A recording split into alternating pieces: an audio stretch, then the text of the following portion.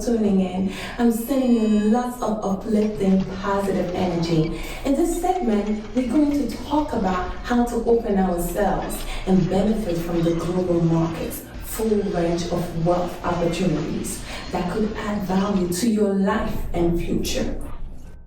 Let's start with Iceland. This island has around 300,000 inhabitants, and most of them are young people. It has a very low unemployment rate. Folks are very happy there.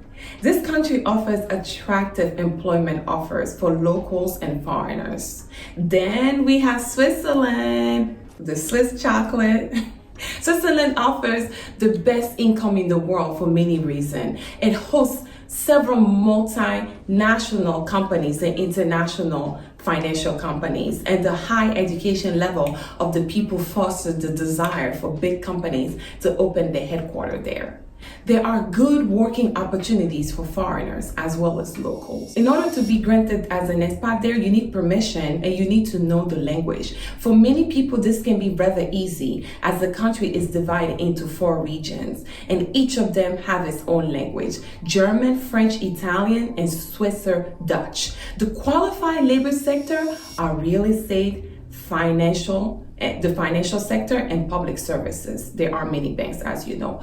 Norway is one of the countries with the highest remuneration for their work. Finding a job in the small cities like Voss or Lillehammer is easier than the big cities like Oslo. Engineers, doctors, dentists, and nurses are most wanted here.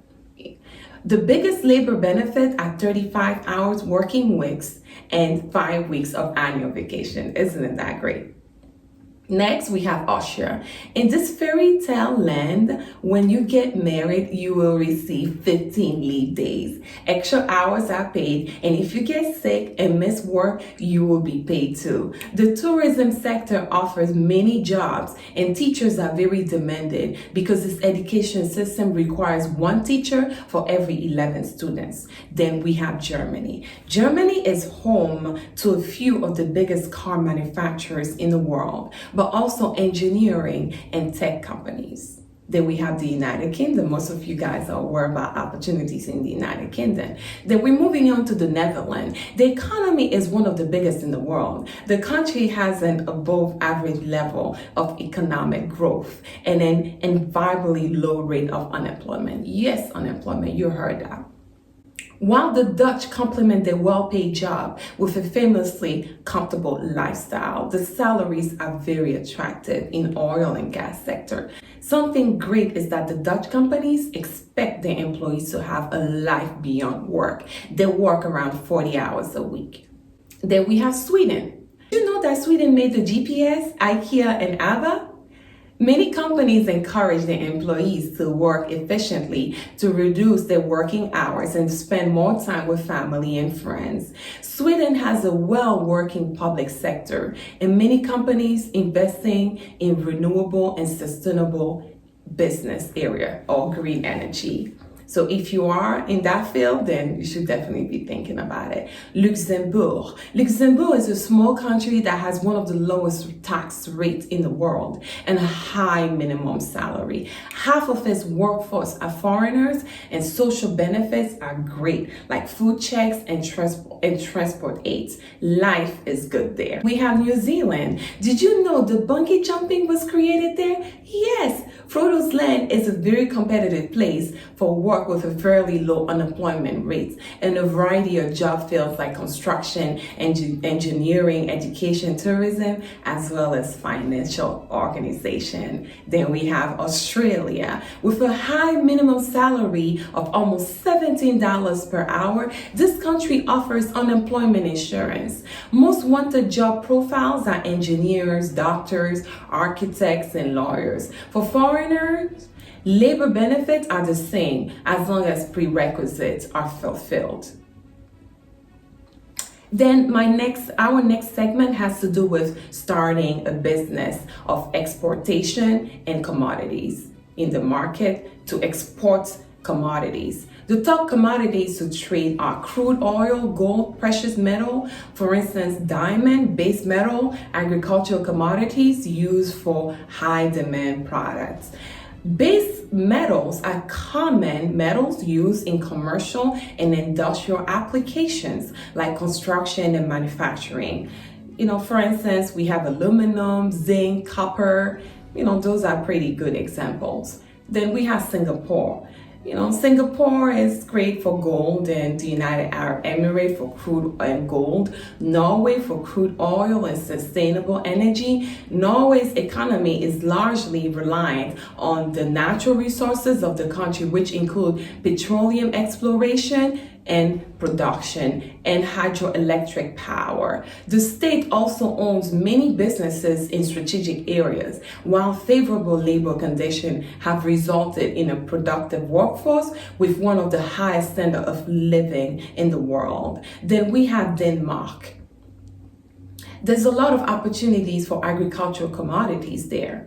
The Danes in Denmark, you can enjoy one of the most comfortable living standards in the world and also be lucky enough to be home, to live in a home where there are some of the best companies in the world. The economy depends heavily on foreign trade and is supported by high-tech agriculture. So let's move on into Africa and some of the national resources there. There are great business opportunities for people of African heritage and African descent. Africa is known to be blessed with numerous natural minerals and rich soil, and there are multiple locations in many countries where you can find these minerals in an unimaginable quantity. In fact, Africa is home to the major amount of mineral deposit in the world, and this makes room for more natural resources and as well as industries in the world. While the continent may not be as rich in other things, it is clearly extremely fertile and wealthy in terms of natural resources.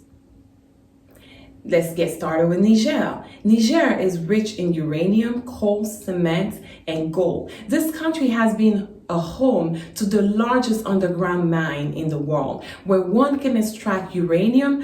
40% of all Niger export are from uranium trade, which helps increase the national economy. Then we have Namibia.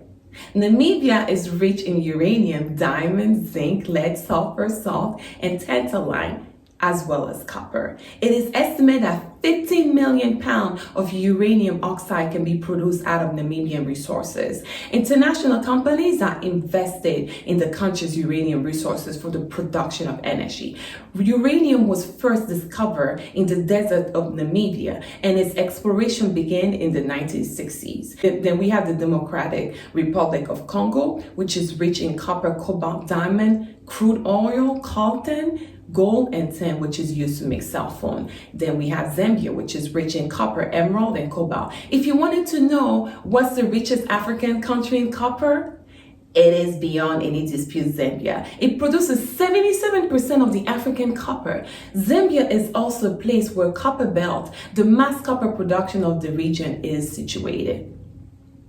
Then we have South Africa. South Africa is rich in diamond and gold. The mineral industry annually adds 20% to the GDP of South Africa, and the income per year is approximately 550 billion rand. Then we have Mozambique. Mozambique is rich in aluminum. The annual production of it is approximately 580,000 tons, which is a huge number. Consequently, it forms 30% of the country's exports. Aside from aluminum, Mozambique also export beryllium, tantalum, all over the world. Mozambican soil is rich in limestone, cement, marble, gemstone, coal, iron, gold, oil, gas, and steel. Then we have Guinea-Conakry, which is rich in bauxite. Guinea is a clear leader in bauxite potential and export, producing 95% of the entire bauxite production in Africa. Then we have Tanzania.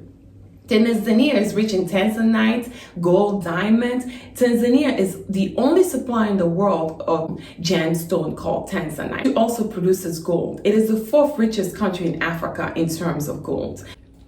Ghana is rich in gold, bauxite, diamond, manganese, crude oil, silver, and salt. Ghana is the second largest producer of gold in Africa. Then we have Botswana. Botswana is rich in diamond, copper, coal, soda ash, and nickel. The coal production, which in turn is used for the production of synthetic fuel, which is used in cars.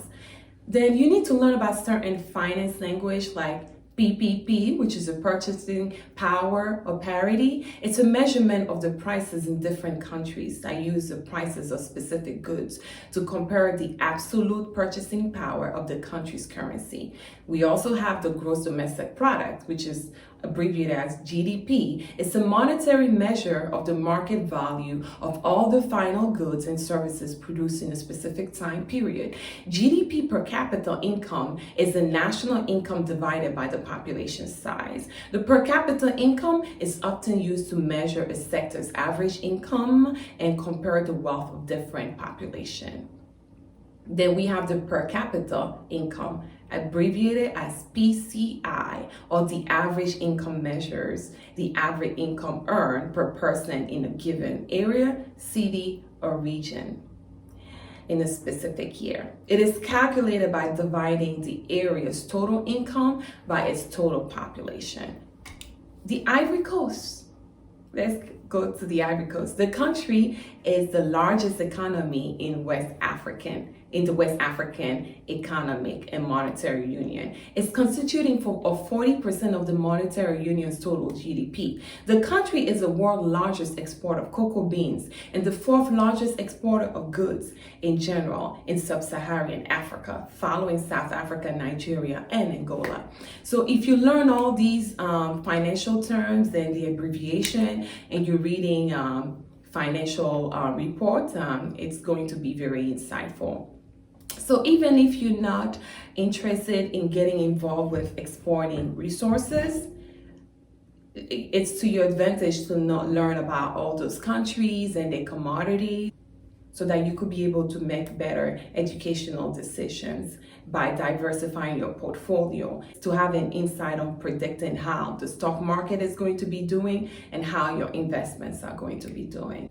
So stay tuned to watch our next shows. Our studio is located at 179 Boston Post Road in West Haven, Connecticut. Make sure you support our channel by clicking on the link below or looking at the website link below.